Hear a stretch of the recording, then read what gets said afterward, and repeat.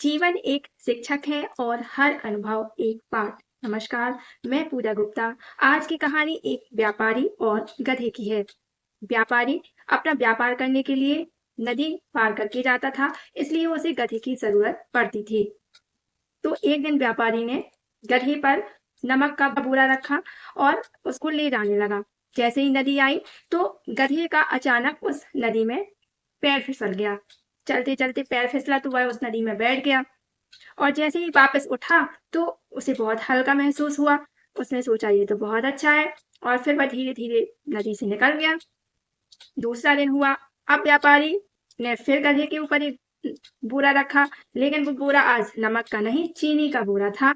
तो फिर से वह व्यापारी और गधा जा रहे थे, फिर से नदी मिली और आज जानबूझकर वह गधा फिसल कर नदी में बैठ गया। तब जब वह बैठा तो वो भारी था और जैसे ही वो उठा तो फिर उसे हल्का महसूस हुआ, क्योंकि वह चीनी पानी के साथ नदी में बह गई। फिर से वह खड़ा होकर चलने लगा। अब लेकिन व्यापारी समझ गया कि ये गधा जानबूझकर ऐसा कर रहा है। उसे बहुत दुख हुआ। व्यापारी ने सोचा इस गधे को सबक सिखाना चाहिए। फिर अगला दिन हुआ। अब उस व्यापारी ने क्या किया, उस गधे के ऊपर रुई का एक बोरा रख दिया और चलने लगा। जैसे ही नदी आई, आज फिर से जानबूझकर गधा फिसल कर नदी में बैठ गया। लेकिन जैसे ही उठा तो उसको भार दोगुना महसूस हुआ। उसने सोचा आज तो ये बहुत भारी हो गया।